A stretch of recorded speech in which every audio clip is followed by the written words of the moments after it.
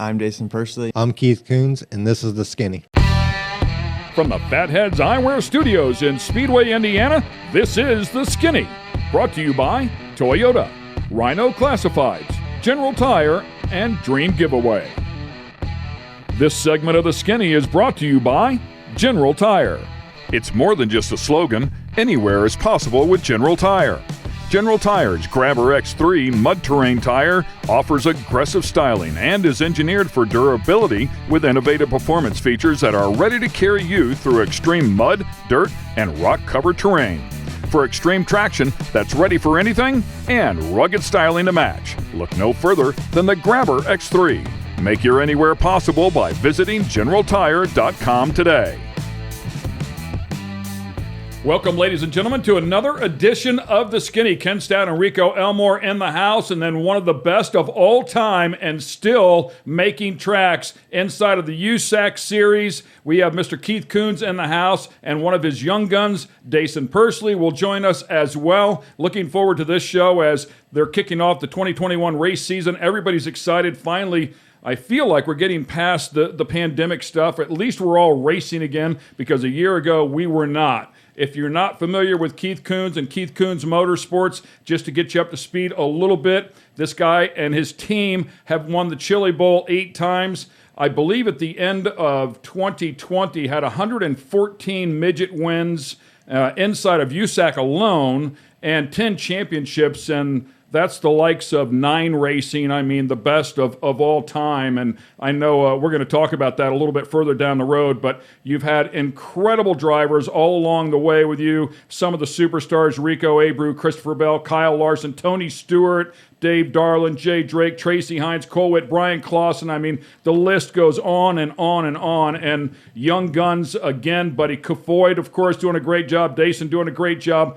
But you've had some of the best come up through your team and just go on to see the highest highs of this sport. And without question, if you're in the open wheel world and you know anything about midgets and sprint cars, you know Keith Kunz's name. And if you're a parent, you want to talk to Keith Kunz because you want your kid inside of a car. It doesn't matter what it is, but it's much easier said than done. But boy, oh boy, congratulations on all the success. And I know it hasn't come easily.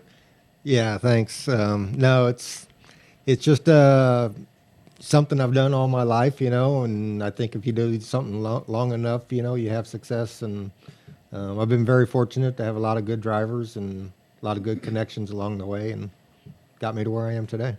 So you kick things off here, and I can go back to, I want to say it's about 1992 when you and your brother Rusty got your first win with, and I got to tell this funny little story because it hung me out. I was doing a live ARCA show, and we got to talk about Andy Hillenberg, and I thought it was the same Andy Hillenberg that ran in ARCA that won the Chili Bowl. But it's two different. I mean, what are the chances there's two Andy Hillenbergs in racing, but two different, not related at all, but you guys won the Chili Bowl with Oklahoma Andy Hillenberg. Wow. Not the one that ran in ARCA, but going back to 1992 with your brother, you enjoyed some success right off the bat. And I have some information here, of course, which we'll talk about all along the way, but you saw some success there early on with your brother. 92 is when we really took off. We got hooked up with Larry Howard and Paige Jones. Great. And Paige won my first USAC race for me at Kokomo. And that was in 92. And then 93, Paige won Belleville for me. And then January of 94, we won the Chili Bowl with Hillenberg. And so it was kind of a combination of that Belleville win in 93 and start the year off in 94 with Hillenberg and won the Chili Bowl. And that was what really launched everything. I was just going to say, is that kind of what put you guys on the map? I mean, not that you weren't on the map before, but all of a sudden everybody's eyes are open. Yeah, at that point, we were just two brothers. We worked jobs and did it as a hobby, and was able to get some good drivers and got hooked up with Paige and Larry Howard. And Larry really taught us how to race, and put us in connection with a lot of good racing manufacturer products and people, and surrounded ourselves with, Ivor Sanders from Hoosier and Corey Phillips from Advanced, and, just kind of got all the connections all of a sudden and learned how to really work on race cars and stuff like that, and was able to get good drivers, and got fortunate and won a couple big races. And it was after the Chili Bowl in '94, Gary Zarunian called me and wanted me to come out and help him with Sleepy Trip. And I went out there in, I think it was like April or something like that, and helped him. And I talked him into hiring me full time. Came back, talked to the wife, and packed up the kids, and we moved to California. And that was beginning of April, May, something like that, in '94. Is that where the song came from? Packed up the kids and moved to Beverly? Yeah. So, and at that time, I mean, we were, we were just really living paycheck to paycheck and living in a mobile home, and, growed up in the country and just backyard racers. And Scrapping. I had a chance to go work on race cars for a living all of a sudden, How old were your kids then? Probably, 94, they would have been about 6, 7 years old. Man. Wow. Twin Tough girls. time. Yeah, so, it was kind of it was a no-brainer to me, it was a jump in income. And, I don't know what the big deal is. This is a great opportunity. Yeah, Load them up. Let's go. I'm living in a mobile home, with wife and 2 kids, and barely make it. And, so we get a chance to go work for Zarunians, who were already had a name and everything, and moved to California.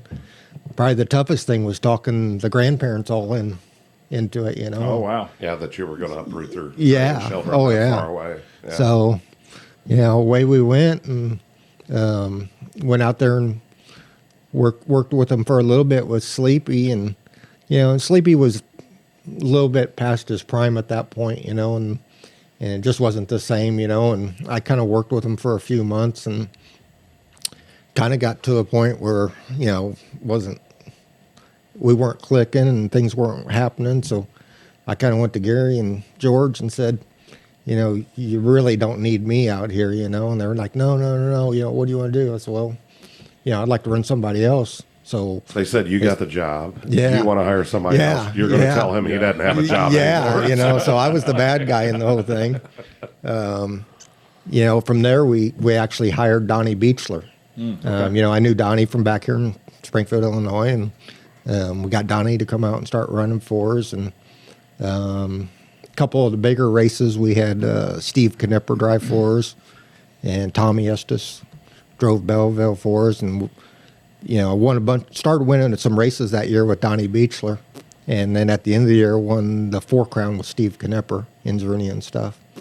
And so at the end of '94, John Lawson, who was running out there locally with Billy Boat, he approached me and wanted me to come work for him, which they were in Fresno, just up the road from Visalia. So by November, John had hired me. So I left Zarunians and went up there and started working with him and Billy Boat for '95. And Zarunians kept Beechler, and went on and had a lot of success with him. Were they mad that you left, but happy Yeah. that they got a driver that was up to speed? Yeah, they weren't real thrilled with me when I left, but I'd worked with them all through '94. So then my first race with Lawson is we go to the Chili Bowl in '95. And of course, who wins it? Donnie Beechler in Zarunian's car.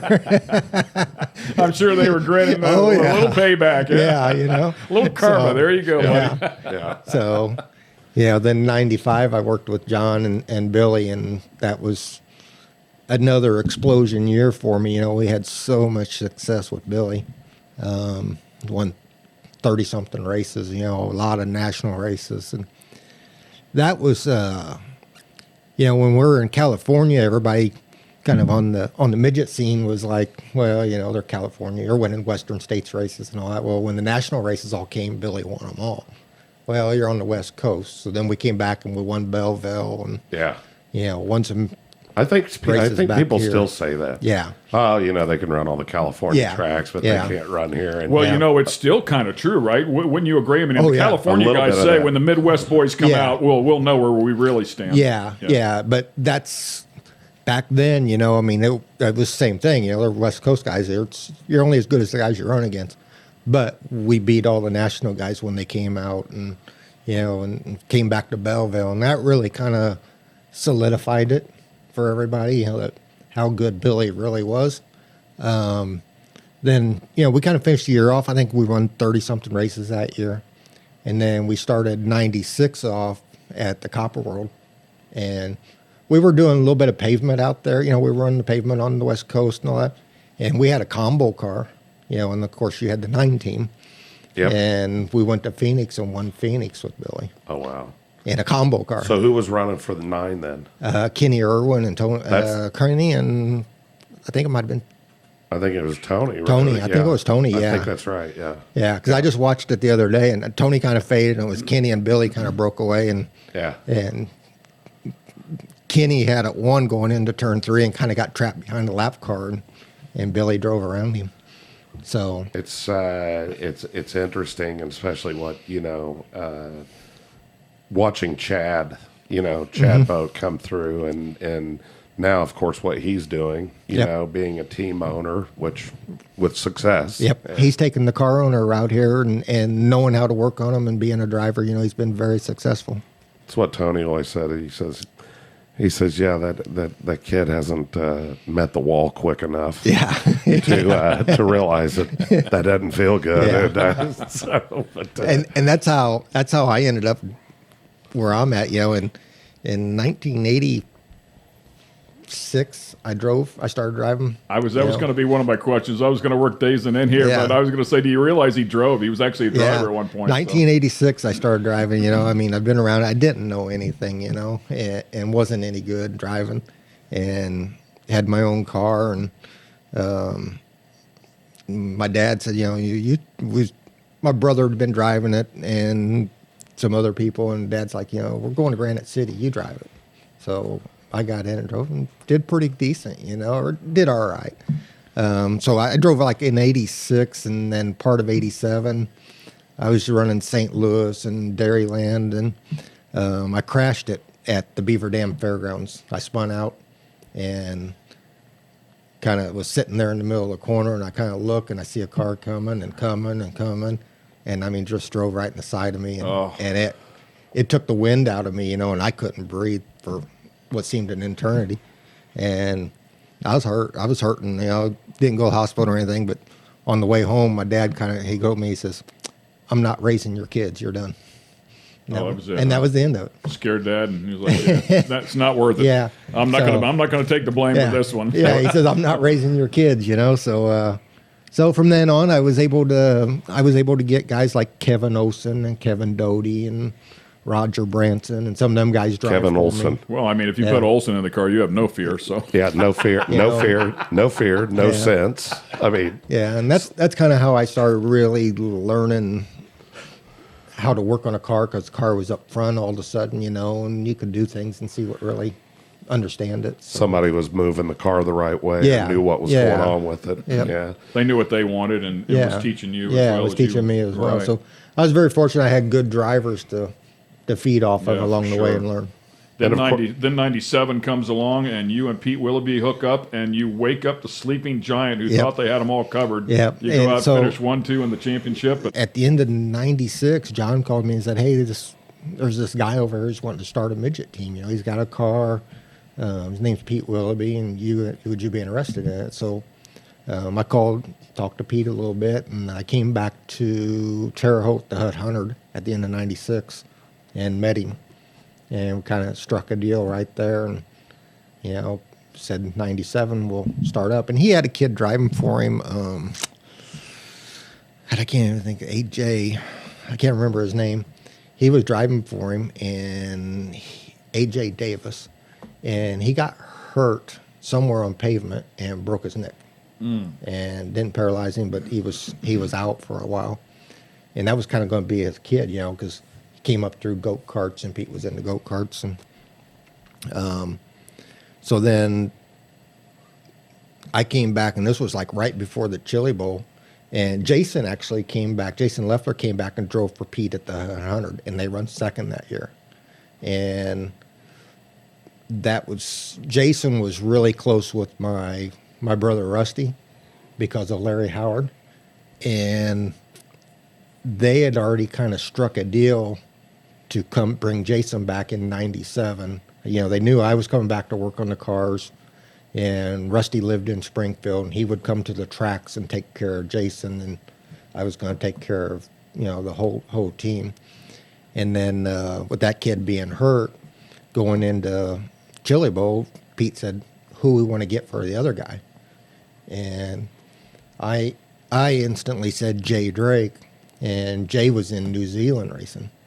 And he says, "Well, think you can get him for the Chili Bowl?" So I called Jay, and he wasn't planning on coming back. And I said, "Hey, you know, this deal that I went to, you know, we want to do the whole national deal. Would you be interested?" So Jay left his New Zealand deal right in the middle of it and came back to run the Chili Bowl. So I wonder if that's when he wrecked Clay Klepper. I wonder if that's when he wrecked Clay. that was somewhere in the next year.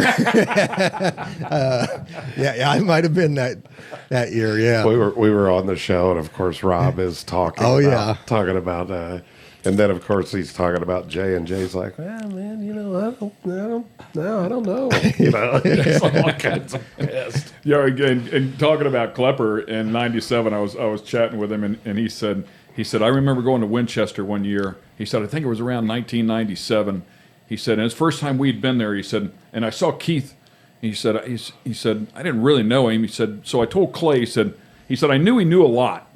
And he said, so I told Clay. I said, go over there and talk to that guy. He's been here before. He's good. And like, just see what you can get from him. And sure enough, he says he comes back. He said he kind of got us in the window, gave us springs and bars, and kind of told us where to go. He says, but the key thing that he said was, there's a bump going into turn number 1. Yep. And you got to either turn down underneath it, or you got to wait till you get past the turn. Because if you turn the wheel and then hit it, you're going to flip out of the park. And then Clay's description was, and probably die. So A lot of truth to that. they got the message. Oh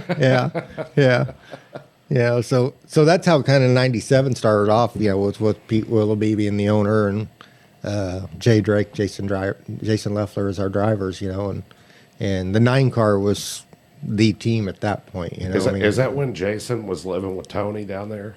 Is this when you guys were in Columbus then? Yeah, we were in Columbus. Yeah, Jason was living with Tony, and I think Jay came over and lived with Pete. That's when Tony was talking about they were racing the Honda 50s in the backyard. Yeah, he had like a garage, and it had like 2 posts in it, and we would race around the post on that thing. I mean, well, this one it was pretty vicious. This one that Tony was talking about was where they had the shop lights strung out in the backyard. And when he was passing Leffler and reach over and hit the kill switch on their bike, go by him, and then they're trying to get it started back up, and then kick their leg out from under him, drop him over. It's like... So, Daison, you've been perfect on the show so far. You haven't made a single mistake. You're doing great. Now here's your time. 2017 Micro Champ, right, for USAC?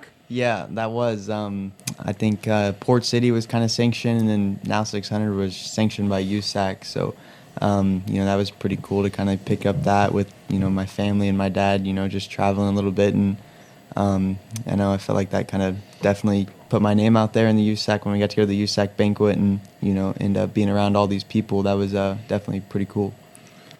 And I think the first time I met him was probably then. It was probably then. I think definitely then, or maybe the following Chili Bowl after that. It was one of those. It was. It might have been at the banquet there, because I didn't realize this at the time until after he had been with me for maybe the first year or something. His mom posted this picture, and there was this little kid all dressed up at the banquet, and he came up to me and said, "I want to drive for you someday." Oh, that's awesome! And here we are 3 years later driving for him. That's awesome. Well, and he worked for you for a couple of years too. Is that correct? Did you work on the crew at the Chili Bowl? No. I thought you had worked on the crew for a couple of years before you actually drove for him. So this is your third year? Third year. So he started driving for me in 2019. Yep. Would have been his first year. Did you win your first 2 heat races, USAC heat races? Yeah, at Arizona. I wasn't old enough to run it that year. The very first year I started, I could only run Power Eye, and then my birthday is October 20th, so I could run the West Coast swing. And then, very, very first 2 USAC heat races at Arizona and ended up picking up those. Yeah. So good success. Do you consider your Chili Bowl this year a success? Yeah, it was honestly really cool. You happy with it, with the results? I mean, I don't know. I get it that everybody wants to go to the top, but I mean, all things considered. Yeah, I mean, you only get to do, get rookie of the race one time, or, you only get to try it once, and we were able to do that. So that was definitely a good goal of mine going into the week. But, of course, you always want to make the A main, and definitely came up a couple spots short than that. But, good efforts for sure. Yeah, you had a good run there. I think you came out of the B on Tuesday night and then ended up 9th in the A. I mean, from deep, I want to say 17th or something like that. Yeah, it was definitely something like that. And, the last couple laps happened to, rubber up around the bottom. But that's just, how it goes sometimes. And the Chili Bowl this year was definitely different than it has been years past with the track and, the pandemic and everything. Yeah. And then second in the C on Saturday and then 10th in the B. I think it was 10th. Yeah, we were up to a couple spots away, man. We were up to like 8th or so, and then the yellow came out, and I had to give up a couple of those spots. But it was definitely cool just to finally turn 16 and finally get to race on Saturday night. It was pretty amazing. Stay with us. We're going to take a quick break here. We have more from the young gun sitting right alongside the legend, Keith Kunz himself.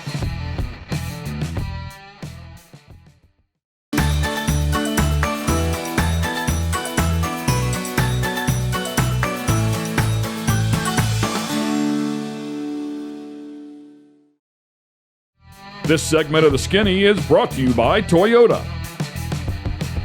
Once again, welcome back to The Skinny. This is our Toyota Behind the Wheels segment, and we couldn't have two better players than Factory Toyota guys here. I guess it's safe to say Factory Toyota. Keith Kunz, once again, Daison Pursley sitting alongside, and one of the development drivers for Toyota is Daison, and certainly you've seen that path work very nicely for Christopher Bell, as he makes it up to the top. I think an interesting story, which was a real big learning lesson for Toyota, was Kyle Larson, of course. And Kyle Larson coming up through the ranks with you, and you're Toyota sponsored, and a great relationship with them. And I want to talk about that too, how that all came about when the switch happened, because it wasn't like we switched to Toyota and went right to the top. It took a little scrap and a little learning. But for the development driver, the young gun over there, how exciting is it to at least be on the radar screen?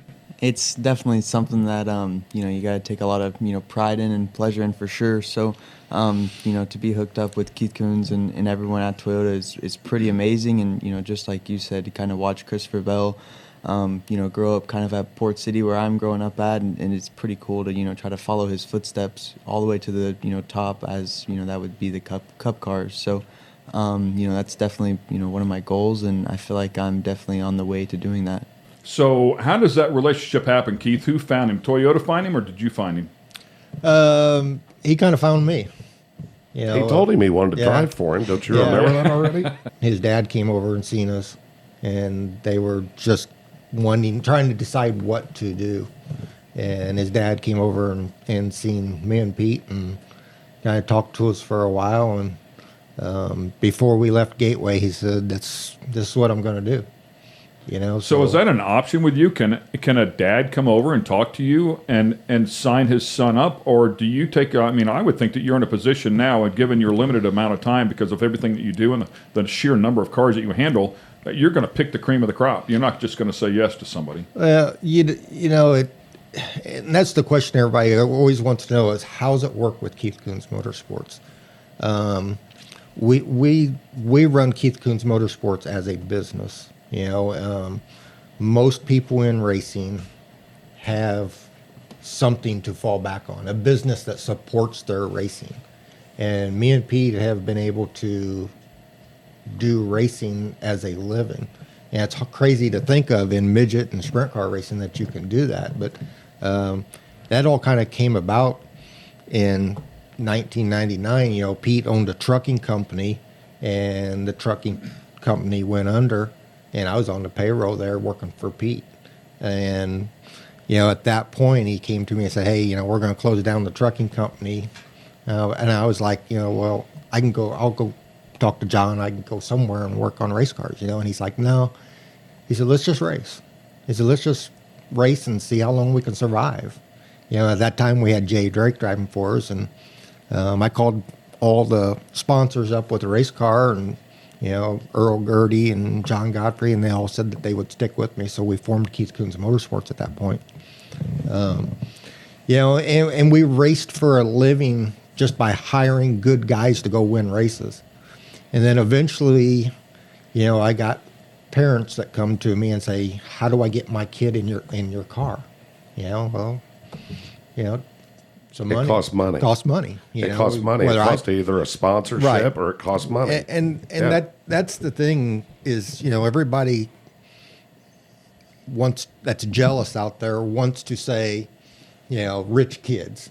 Well, I would do the same thing for mine, and every parent would. And every parent out there, and what those I'm broke. what those other guys though is their parents all help them. Right. Whether they're running their own team or whatever, somebody's paying for it. right. So whether you come to me and hire me to run a team and put your kid in my car, or you're going to spend the money yourself, it's the same thing. I mean, I was sitting there. You know? I was sitting there talking to Except Barber, they get you. Yeah, exactly. and I was sitting there talking to Barber, Brett, and we were just talking. And he goes, "What do you?" He was here earlier, and I said, we're getting ready to do a show. Keith Kunz, one of his guys, is coming in, and so we're sitting there, and he says, "Yeah," he goes, "what a deal he has going on." I said, "It's a great business, but you know what? It's a great business that he loves. I'm in the eyewear business. Have I always loved it? No. Have you always loved racing? No, because it's just the way it is. Right. It is business, right?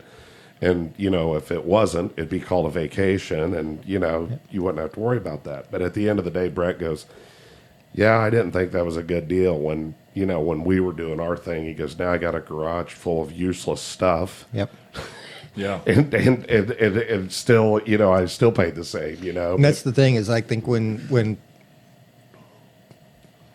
a lot of the parents that come to ours are good business people, and they look at it as they got, $300,000-$400,000 investment in their truck and trailer, and they got to go buy cars and motors and what they spend a year, and by coming to us, we can get you up to speed instantly almost. Yeah. The learning curve, what will take you 5 years, we can do in a year. Yeah. And that's a lot of money. That's a lot of savings right there. So, Or you can stand there and look at it and think, I can buy a midget and I can buy this, and I got a truck. We'll get a trailer. We don't need all that. We're not Right. carrying 5 cars, but whenever you walk over, if you take a look at a winning program like yours and you walk into the shop, the first thing I ask myself is, how long is it going to take me to catch that guy? Yeah. Because I know what the answer is. The answer is never. Right. I'm never catching that guy. in the end, it's always the same teams that run up front, whether it's myself, the 9-car, Clausen Marshall, Boat, no matter who they bring along and develop, they always end up going to the front. Yeah, and we get guys, there's little teams out there that can come in and compete with you. But not day after day after day, and learning how to run for championships, and knowing that you got to finish races, and going from racetrack to racetrack, and already knowing how to talk to these kids and tell them where to run at and where their groove is. It's the exact same there's thing so much that you knowledge. said about Winchester. Yeah, exactly. I mean, Yeah. who doesn't go Right. down in and want to go, "Oh, wow, that's bad."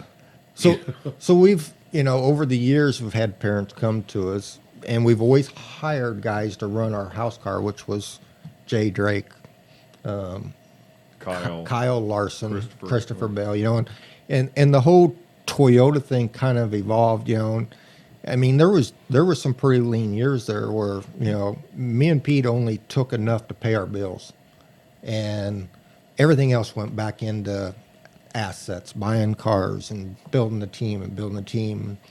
And, Cole Witt's dad came to us in 2008, and they were running, he was just 16, running a local sprint car. And I think he went to Bubby Jones, and Bubby actually told him, said, "You need to go see Keith." So they came to us and run the midget and sprint car, and Cole was 16 that year, and we won the USAC championship. And He was tough. Yeah. So at the end of 2008, when we won the championship, Steve Lewis had been with Toyota, I think, for 3 years. I think they started like in 2005, maybe. And that's when Toyota first came on the scene. And at the end of 2008, Steve Lewis decided he was going to quit. And I think part of that was, Bob East was kind of already tied in with Ford, and they kind of split a little bit there. And, the magic had all kind of went away, and, everybody caught up a little bit. And so at the end of 2008, Toyota came to us and said, we want Cole Whitten, the champion, running a Toyota. We can give you the Steve Lewis deal, which was basically they was going to supply motors for Cole, was it. So we did it, and, went out in 2009 and really struggled. Went from winning 6 races that year to not winning a race at all. You were kind of like a barely, top 5, top 10 barely car, run right? a top 5. Yeah. It was a 7th, 10 8th car, place yeah. car all of a sudden, every night. And we did that through 2009, and then, Cole moved on after that, went to NASCAR with the Red Bull stuff. So at the beginning of 2010, I had Dave Darlin running the dirt and Brian Clausen running the pavement for me. And Brian was running the pavement in my stuff, and then his family car on the dirt. And again, we struggled with both of those guys all year long. Never won a race. And didn't Dave was driving the 9 stuff before, right? Yeah, When he'd he been had driving. Yeah, he'd already been in the 9 car. Yeah. So what do you think had happened? Because the 9 car was so dominant there, that Well, it was even so when they were good. when they were in the Toyota stuff, they weren't that Oh, they dominant. weren't. They weren't. It was They won a such a- couple races, like Yeah. at Phoenix and that, maybe, I think, with Dave Steele.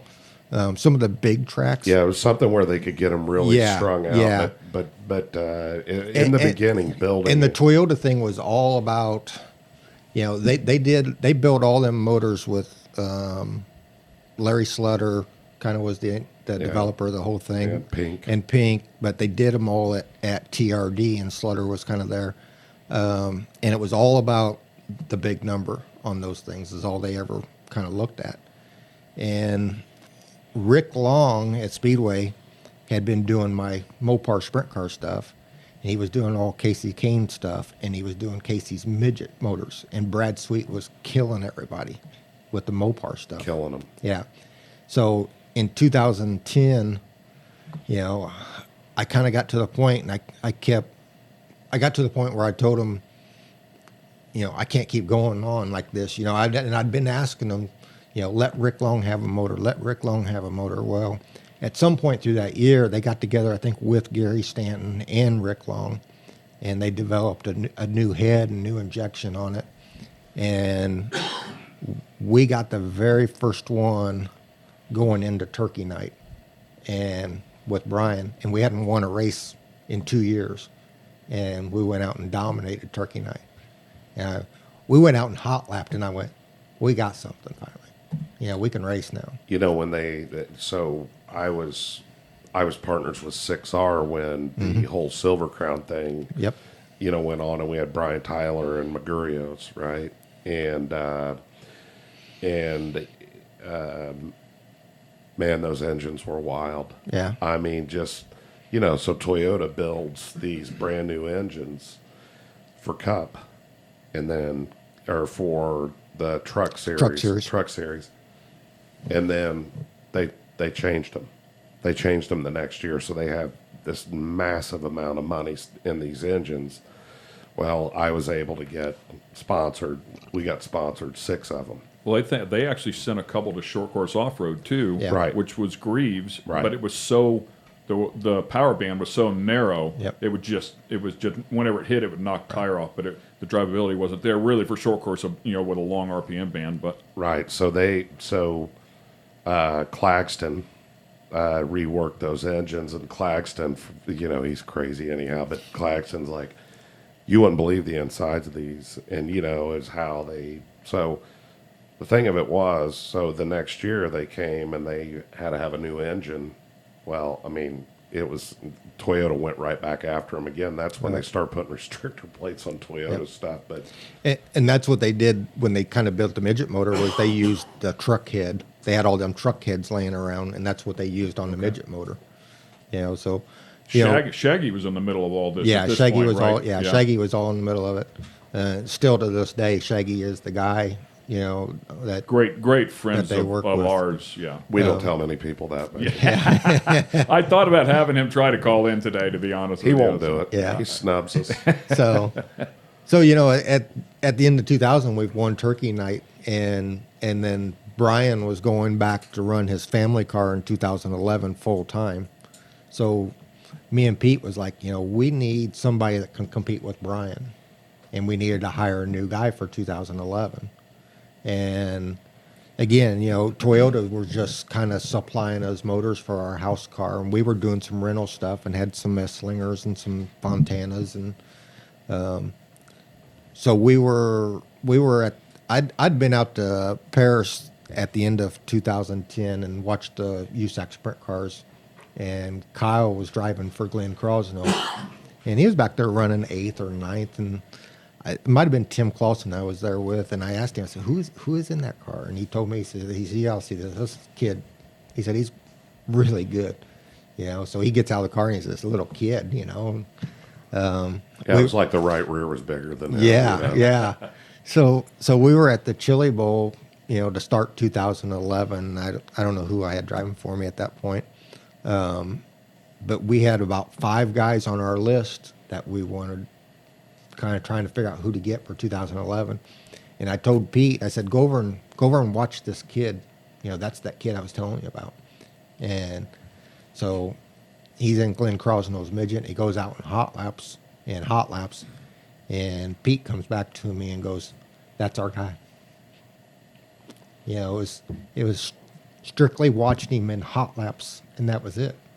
So the rest of the week kind of went on, and Kyle was really fast. And I think he's out in a heat race or something, and sitting there in the pits, the car's that high off the ground. And it's like, and he's driving the crap out of this thing, and he turns it over, and I mean big time up in the fence and everything else. And Pete comes back to me, and goes, that's still our guy. So, and he had been talking to him and through the week, and finally, eventually asked him, said, him and his parents, and said, would you like to come back and run the USAC national deal for us, for 2011?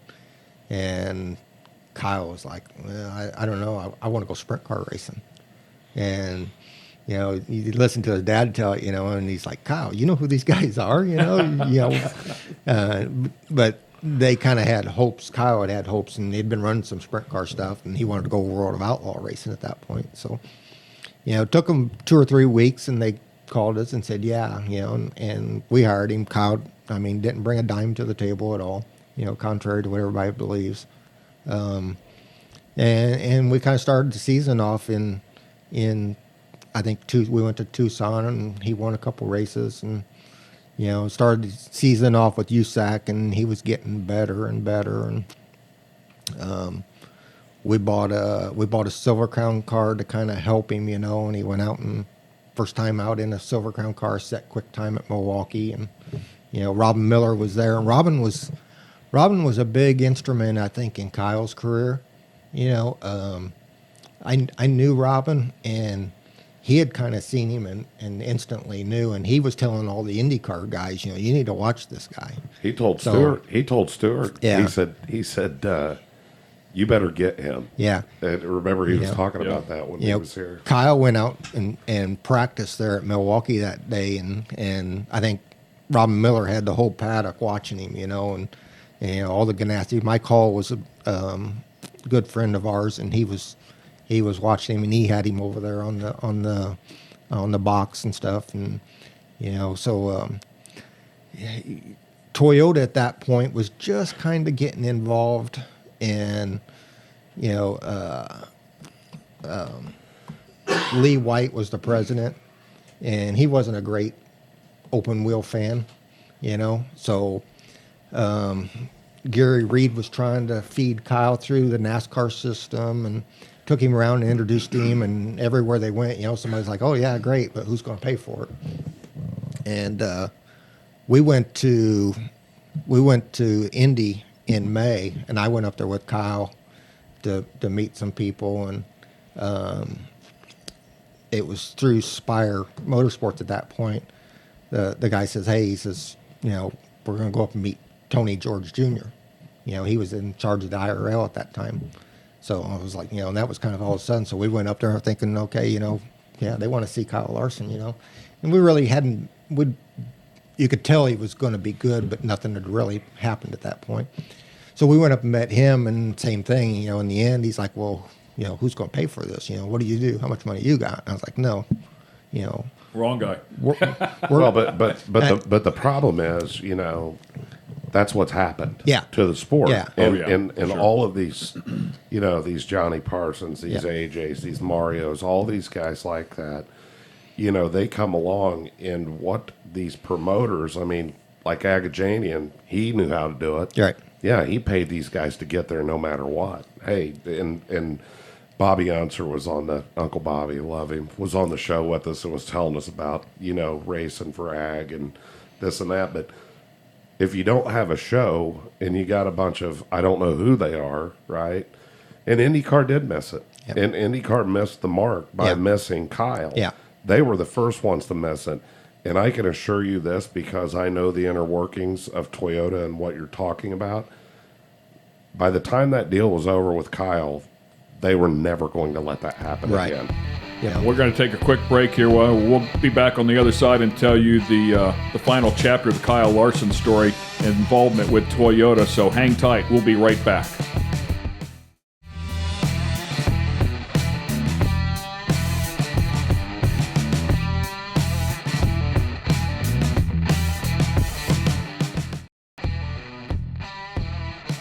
And once again, welcome back to, what's the name of this thing?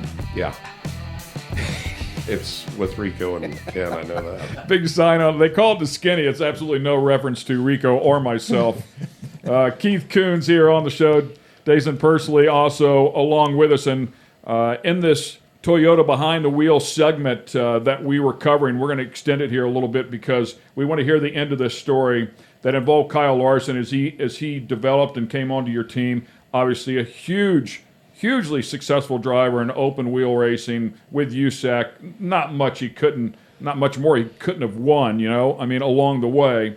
But now he's a wanted item for the big teams. You've got the biggest of bigs looking at him, and Ganassi ends up snagging him away. And of course, the key factor there is Ganassi was Chevrolet at the time. Yeah. And that was at the end of 2011, and David Wilson took over the president of TRD, and David being the big open wheel fan, they all kind of was surprised because they had this guy right there in the palm of their hand, and none of us had any contracts. Everything was a handshake, and Ganassi stepped in and said, I'll take a chance on Kyle, and then Kyle had the success in the trucks and stuff like that, and that's when Toyota, David and Tyler Gibbs and Jack Irving came to us and said, go out and find us another Kyle Larson. So, quick question, I've often wondered. I should just ask Chip about it at some point, I guess, or Kyle. But I had heard that the diversity program had something to do with that as well. When Chip was able to take advantage of that, is that correct? Yeah. The way I understand it was, basically, Spire was kind of trying to become Kyle's manager at that time, and they went to Chip, and I think Chip basically said, "Here's, I don't know what it was, $200,000-$300,000. Let's get him in some ARCA stuff, and this is our budget for the upcoming year." Well, at the same time, they got Kyle into the NASCAR diversity program, which was the K&N East stuff. And basically it didn't even cost Ganassi hardly nothing that first year because it was all through the NASCAR diversity program. He run the K&N deal and won it on a last lap deal at the end of the season, won the championship and all that. Was that Max Siegel's Yeah, deal? yeah. That's what I was thinking. Yeah, they still have that now. You know, they have that diversity program, and I met Max Siegel. Not to get too far off here, I met Max when he was the president of DEI, and we were at a at a bar. I know it was the first time I'd ever went to a bar, but we were at a bar and he came up to me. He said, "Are you Rico Elmore?" And like, yeah. And he says, "I'm Max Siegel," and I'm like, okay. So I didn't know why he was asking me. Then he gave me his card. I'm like, oh, okay. Well, that's cool. So, but then shortly after that, he started that K&N thing, which is really, really super cool. Yep. Yeah. So, you know, at that point, they came to us and said, find another guy, you know, and, you know, we kind of got to meet Jack Irving and Tyler Gibbs and really meet those guys that Good people. could make things Right. happen, you know. Jack Irving's super. I've talked to him, I don't know how many times along the way, just trying to understand what Toyota was looking for in drivers at the time. 'Cause I wanted to obviously try to work my son in. I talked to you at the time, but he had already passed the window for you know the drivers that they were looking at. Yeah. And he said it's part my fault. He said, I think we're looking at guys too young sometimes. He said, but it's partly my fault. He said, we're looking at kids that are 13 years old, 12, 13, 14 coming up through. Yeah, and that's what they were doing, you know, for the longest time. They were looking at real young kids because they were looking at, you know, the investment for the length of term that they're going to get them and kind of, you know, and Jack's the guy, I mean, he watches everything that goes on. I mean, he knows everything that's going on with kids coming up, you know, that, I mean, He's the professional baseball scout, if you will. Yes, you know? That's a good way of putting it. Exactly, Yeah, you for know. sure. Yeah. I mean, kids don't even know that he's looking at them, but he knows who's who of who in coming up through racing. So we actually, Kyle was a big part of us hiring Christopher. Was Pete went to Kyle, or Christopher had actually raced against us in that 21 car that he was driving back then. And we were at Granite City, and he was parked right next to us. And Kyle was driving for us. And he run Kyle's ass off in the heat race, you know. And, you know, and he gets out of the car and he looks all, you know, baby faced. He looked like Jason Myers. That's what he reminded me of. Oh, you know, and okay, I knew yeah. Jason. So he reminded us of a young Jason Myers. And we went, I think, to Spoon River, and he run second to us maybe. And that was what I knew of him, you know. So Pete went to Little Rock, Arkansas, the short track nationals to watch, I don't know if he was watching Kyle or watching something. And Christopher was there, and I think he was might have been in Furco stuff at that time. And he runs second almost every night. And Pete called me and said, remember that kid that was parked next to us? Yeah. He said, this kid's good. And Kyle was one that told him, you know, told Pete to really watch him. So at the end of that year, we kind of was like, well, let's give him a shot at the Chili Bowl. You know, so Pete had called him and hired him to run the Chili Bowl.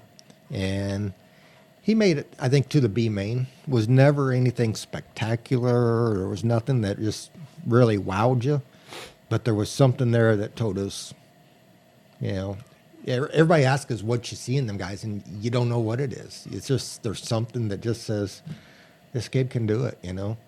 And so, again, we asked him to drive for us in 2012. And pretty big shoes to fill, you know, Kyle Larson, yeah. you know. Yeah. And he just went out and exploded on the scene, you know, won the championship in his rookie year. And you know, and Toyota was just, at that point, they're just ecstatic, you know, that this kid, and that's when they said, we don't know how we're going to do it. But we're going to lock him up. But we're going to figure out a way to do something here, you know. And it took all year, and by the end of the year, they were trying to create this path, you know. And Jack Irvin and Tyler Gibbs was the mastermind of that.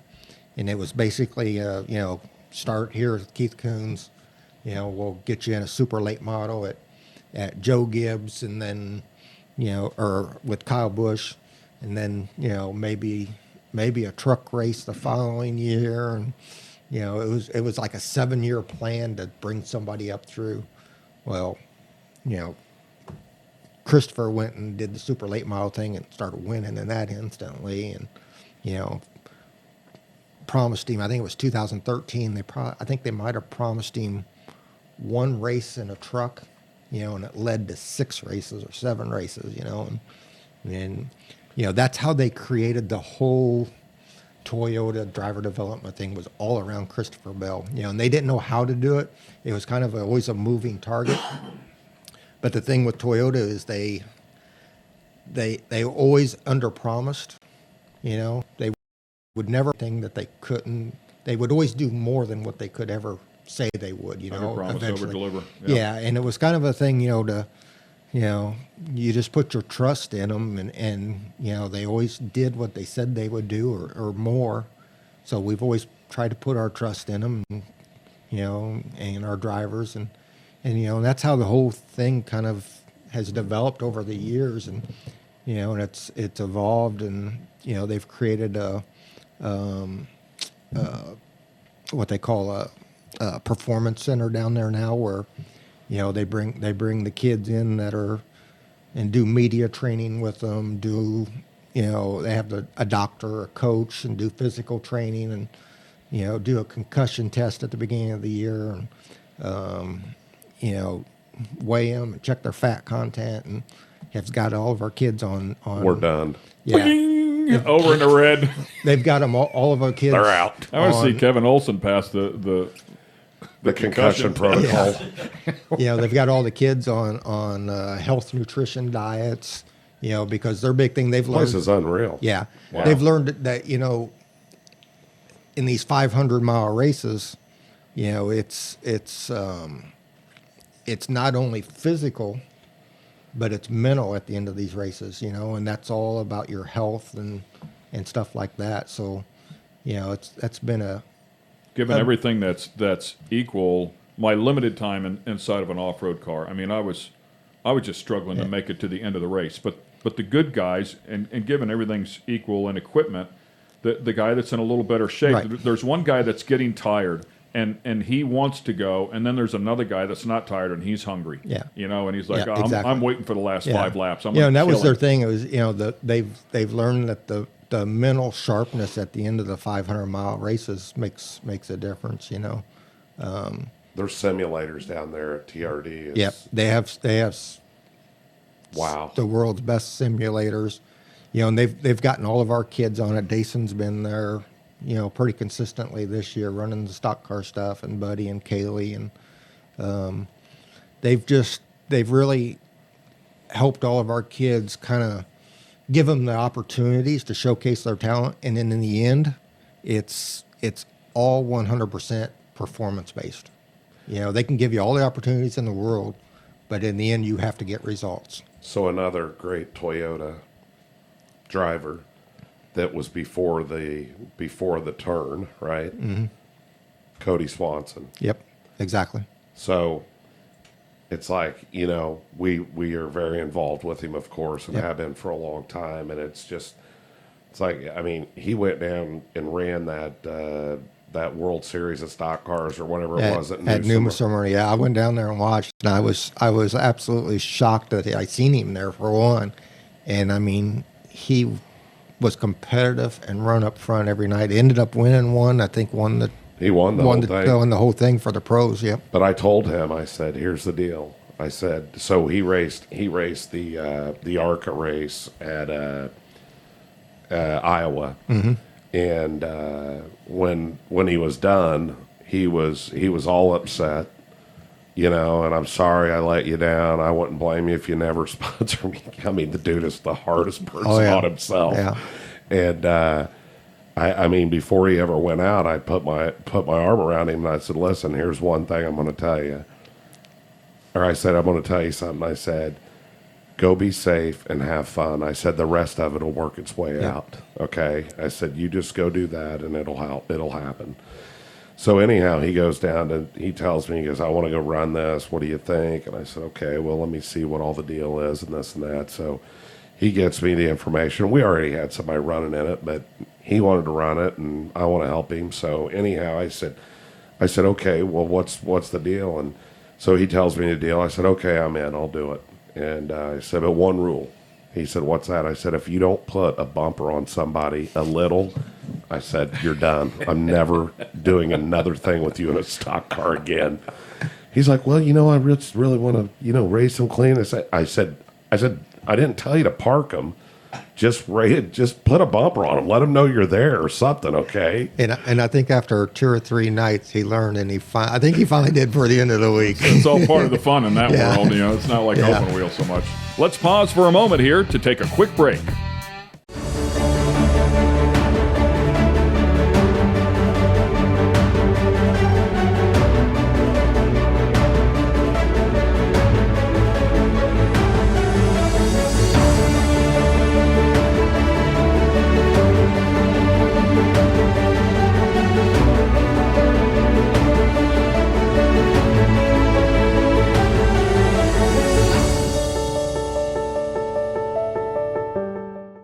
This segment of The Skinny is brought to you by Dream Giveaway. Dream Giveaway has been giving away high-end American muscle cars to raise money for charity since 2007. Dream Giveaway is known for giving away classic and new muscle and paying the federal taxes so the winners don't have to. For $25, you can jump in the game, and part of that goes to charity. You'll have a chance at winning some of the coolest cars on the planet. Check it out at dreamgiveaway.com. Say you had a great year last year in both PowerEye and in USAC as you were making some noise over there. Grabbed your first national win in PowerEye last year and 5th in the points, so solid effort there. And obviously in USAC didn't get a win, but you were inside of the top 5 there a handful of times as well. So what's the goal this year? Matter of fact, by the way, we have to congratulate him, fresh off a win last weekend. Yeah, thank you guys. Nice. I appreciate that. But definitely a goal would be, to pick up that first USAC win would definitely be something. And, maybe about Indiana Midget Week or a little bit after that, maybe look at the point standings and, see where we are at that. But, to get that first USAC win off our chest will be, something that we're going to look forward to. And, I definitely think we have a shot at it for sure. We watch you guys grow, and it's part of the fun. And I know Keith loves it too. It's fun to watch you guys gain that confidence and then start flexing a little bit. Not just, okay, I found my space, but I need a little bit of that space now too. So I'm going to go take some. But after a year of racing at that level and with the talent that you've been with, you feel great about coming in this year? I mean, the confidence high? It definitely is. And then, you don't know where you kind of rack up going into the year besides the first race. And, we were able to click off 2 top 5 finishes at Florida. So, our confidence was really good after that. And, just kind of like you said, the equipment's there and there's usually no excuses there. So it's usually up to you to, find the results that you want to find. And, it's definitely kind of, I guess you could say, threatening when you're racing against Wyndham and stuff that have more experience than you do being alive. So you just kind of look at that. But at the end of the day, you guys are all race car drivers and you all want the same thing. And that's, of course, to win. I'd bet you that if you looked up his stats in the last 20, 25 races, he ain't finished out of the top 5 unless it was a DNF, And so we ended the season really, really strong. Almost got him a win. That was probably one of his DNFs, running second and last lap and got upside down trying to beat Meswell. Trying to take it. Yeah, kind of trying to step it up. But what a difference in frame of mind to climb inside of the car and think to yourself, man, I hope I do good tonight, versus climbing in the car and thinking, man, I'm going to go win this thing. I've got a shot at winning this. And that's having all the guys on, we 6 to 8 different guys. You've got Buddy Kofoid, and we had Ken and McIntosh to kind of set the bar, and Christopher and Kyle when they would come back, or Rico. You got the bar. Early in the year we might have been struggling a little bit. We bring in Christopher or Kyle, and all of a sudden it's like, there's nothing wrong with our stuff. You guys just got to step it up. This is the bar, and they all did. And these young kids got something to judge off of, So who have you got in the shop now? Jay's there, right? Jay, yeah, we hired Jay back. Jay, after driving for me, and was gone doing all kinds of different things. I was going to say, let's say the last name, Jay Drake. Jay Drake, yeah. I want to say that because in the very beginning of your career that you're talking about, Jay Drake was your driver, and he's still with you today. Yeah, I think it's probably been 4 years now. I hired a couple of things is, I'm not a great driver coach. I can watch the race car and watch the racetrack and know what to do, and I feed off of that. I can feed off of, the guy that's out in the first heat race and see what my car is doing and know what to change for the next kid and the next kid. But to actually, they come to you sometimes and go, well, what am I doing wrong? What do I need to do? I don't know. Your car's okay. Yeah, your car's okay. I don't know what you need to do right, but you're doing something wrong. And that's exactly how I put it to them sometimes. I don't know. But that's why I asked you who you had. Yeah. I knew Jay was there. And So we brought Jay in. I need somebody that could relate to him and kind of be that driver coach. So that was Jay's main purpose. He had a CDL. I needed a truck driver. And then me and Pete, as our business has grown, we needed a third person to kind of help take some of that off of us, the managing the team members and, getting the trucks if we needed something, just one less thing. So Jay probably does more than anybody at Keith Kunz Motorsports. I mean, For the people that are listening in and aren't familiar with the size of your operation, how many cars do you have working at any given time? we have probably around 22 cars in the shop, just midgets. We have 15 complete cars at all times. We run 6 to 7. Like last weekend, I think we took 13 cars with us to run 6. We make sure we have spare cars because, the way it works is if we crash today, that kid's going to race tomorrow. We just pull out another car.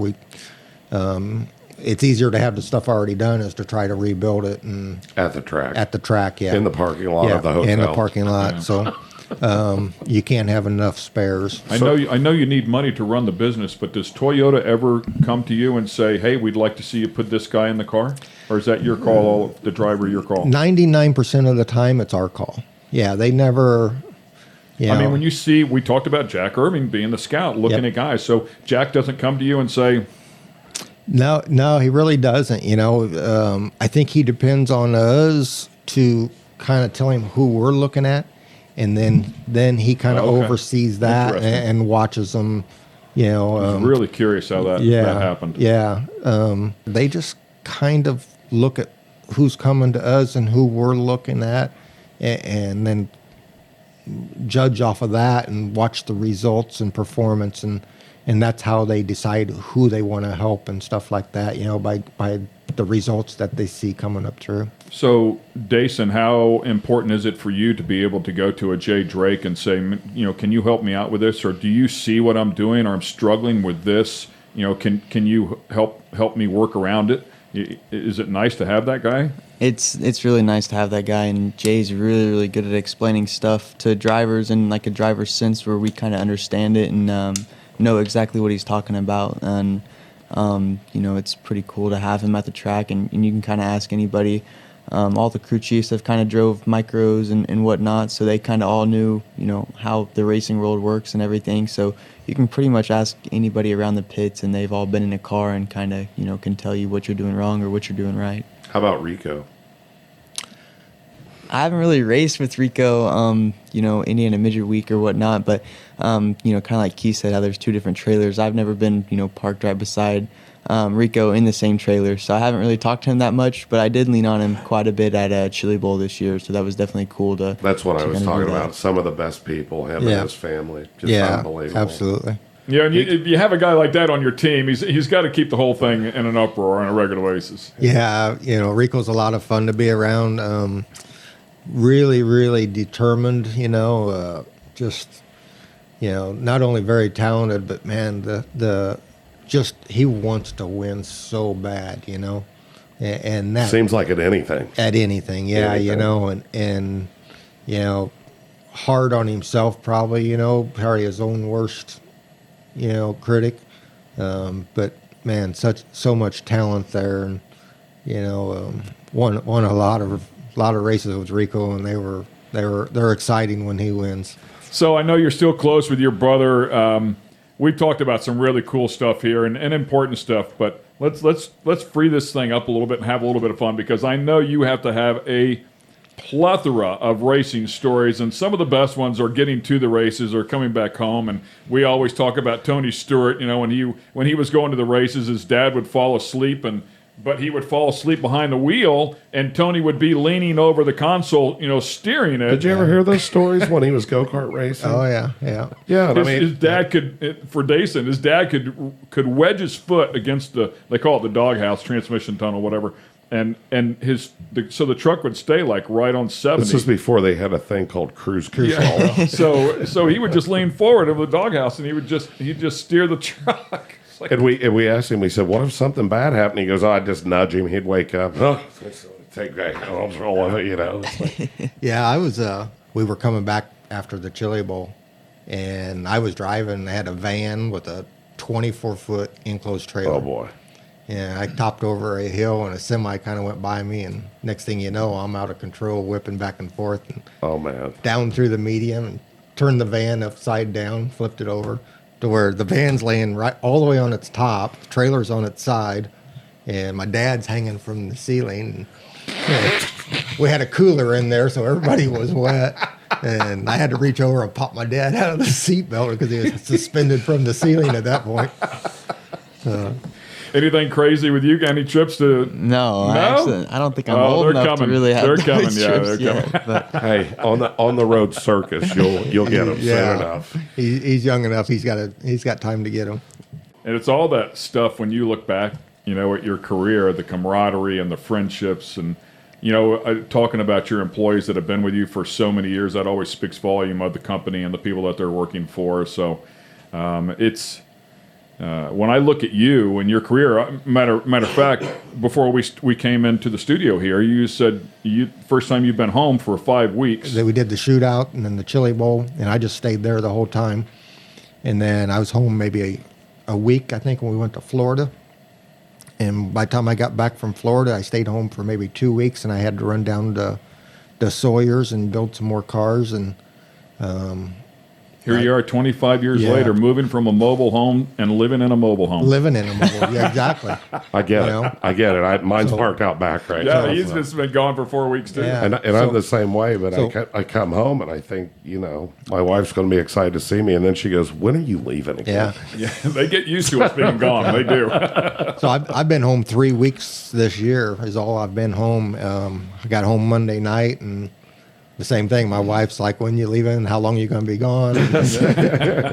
Like, you just need to go with me here. Well, we got grandkids now, so that's her. That- You're She's done. not That's leaving the the babies. babies. Yeah. No, not So- leaving the babies. yeah, she ain't leaving the baby. So our micro deal's been real good, and we run this week here, and Daison's been helping me find the balance on the cars, and since that's where he comes from, it's really, I needed somebody good again to get the understanding of them cars, and they're so similar to the midgets, so I've adapted, and he was a top 3 every race there in the last week that we run. So, and I've got a lot of new kids coming up. Gavin Bushell came and drove for me down there at this weekend. He's going to get to do a little bit of midget stuff with me. I got a kid from Pennsylvania, Gavin Miller, is going to start with me this week. Another kid out of Tennessee, Blake Daniels, he's going to run some micro stuff. And I've even got a guy coming from New Zealand, Campbell Stewart, who's going to run stuff for me this summer. I see, this world is full of a law of percentages, and there's more and more girls joining the ranks Yes. by the day. So, once we reach whatever that magical number is for that percentage, and you never know when we're going to stumble along, amazing talent. But I just keep waiting. I keep thinking one of these girls Yep. is really going to wake everybody up and shoot to the front. Yeah, we've had some really good girls. Holly Shelton was kind of the start of our female driver development diversity program through Toyota, and she was with us for 3 years and did a really good job. They kind of started that whole thing through the diversity program, but again, I think it was a startup deal where they didn't know what exactly they were going to do. And they never gave Holly the opportunities to go do some stock car stuff and show what she could do, because she was very, very talented. And then again, she was at that age where she was 23 or 24. And it's like, there's nothing we're going to be able to complete this with her, so it was time to try somebody else, and we tried Holly Holland, one year, and then they fed her some stock car stuff last year, and now Kaylee Bryson, she came on the scene and is getting some stock car opportunities this year. But yeah, there's so many more girls that are running and getting better and better. Jade Averdesian is very, very talented, probably the most talented one out there right now at 14 years old.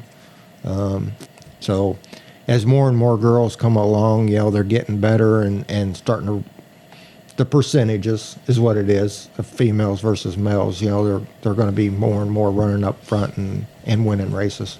We haven't had a chance to talk about your brother, another great story in its own right, but and so much success as well.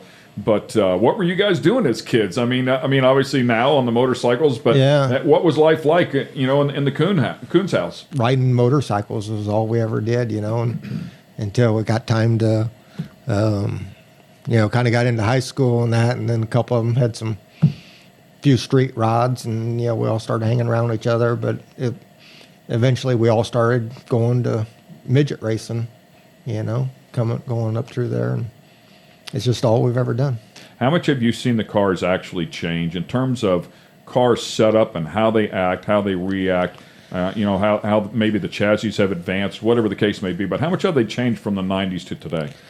When you being involved in it, you kind of look at them and you go, nothing's really changed. None of the pickups are different. All the points are the same, this, that, and the other. But then when you see one sitting there that's from the 90s, you're like, wow, what a difference, Well, when you watch the races, I watched the Chili Bowls from when we first won it in 94 with Hillenberg, and I look at a race today and I'm like, God, they look so slow and horrible. And if we're sitting in the grandstands, or maybe if somebody's sitting with us, or we're watching prelim nights or something at Chili Bowl, some of the old-timer guys will look and say, our cars never drove off the turn like that. They just did not have that grip. The cars are so much more stable, and you can drive them twice as hard, and they hook up. They don't want to turn over, So there's the competitiveness is so close now. There's so many guys. Back then, you walk into Chili Bowl and you got 10 guys, and I can name you 10 guys that are going to be competitive and be in Saturday night. Now it's 50 guys that you're just wondering who's going to miss the show. I get goosebumps talking about it because it is the most amazing thing to watch those guys not lift, know where the other guy's going to go, anticipating what they need to do, keeping an eye on the guy behind them that's going to try to slide them and do the same thing. It's talk about having your head on. It's so tough and so hard, and it's hard to stay mentally focused anymore there. It's a tough deal. So what's the goal there, Daison? I know you're going to tell me Cup, but what's the goal to run up through and the next handful of years here, and of course make your run at your career? Yeah, like you said, definitely Cup. But the next handful of years, I definitely want to try to get dabbled into a little bit of pavement stuff. But main goal this year is to try to win a couple USAC races and get our name really known out here. Is that'll be the big thing, and just to come out here and race with these guys is something that I've dreamed of, and now that we're finally doing it, it's something to be really cool about. So I can see you going to Cup, of course, and we've seen that path happen. I'm often surprised that people like you in the open wheel world don't seem to mention IndyCar. Any thoughts of IndyCar? Not really. We watch the Indianapolis 500 every year, of course, but Indy has, not been something I've, ever been not necessarily a fan of. Like I always watch it or anything, but I don't. It's not something that you're drawn to. Yeah, it's not something that I'm drawn to for sure. I just really, don't watch it, like on an everyday weekend or, keep up the results or. I couldn't even, name you a guy that races in it now. So, do you find that odd, Keith? Because it is open wheel to open wheel versus open wheel to I want to get in a Cup car. Well, I think a lot of that is the connection with NASCAR. NASCAR has the connection with open wheel.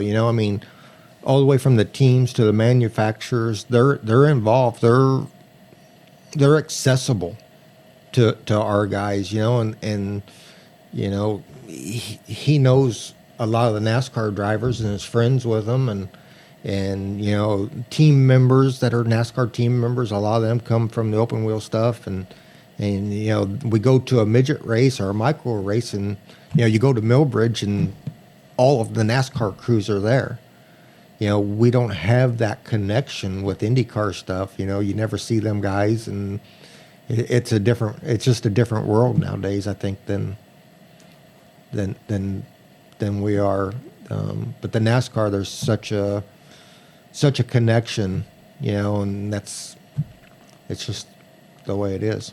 So with you and the world that you're in and all these cars that you mentioned that are inside of your shop, and you're adding more with the micros, Yep. We have our good friends at Rhino Classifieds that sell racing parts. Actually, Ryan Matursky, the president of Rhino Classifieds, started his career because a buddy of his had a garage full of old racing stuff, and he wanted to know if he could help him sell it. So that's what he did, and he's come out with a business called Rhino Classifieds, where they're selling used race car parts.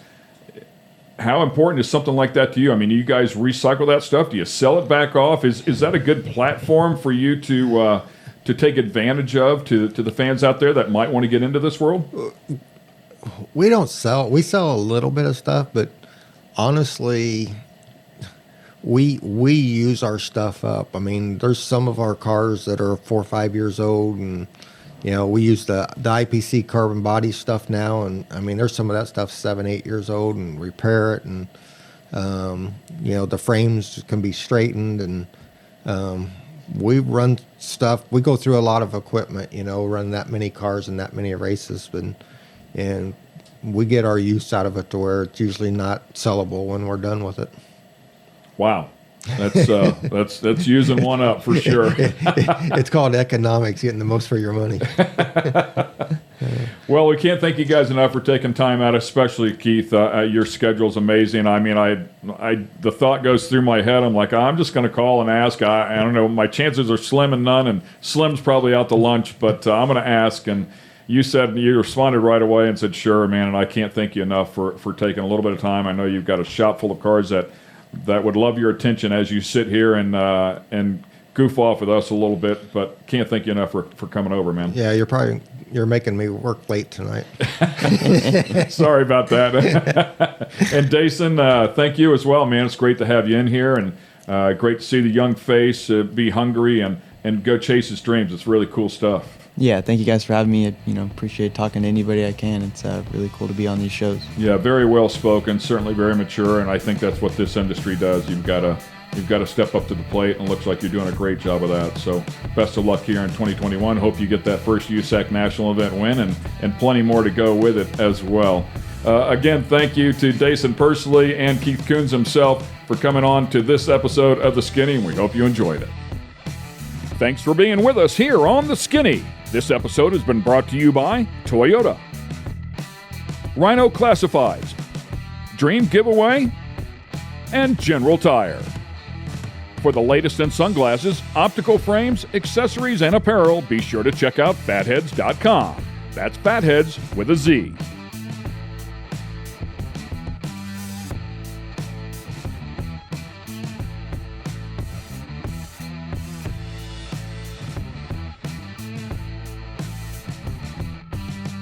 Production facilities provided by Fatheads Eyewear Studios. All rights reserved.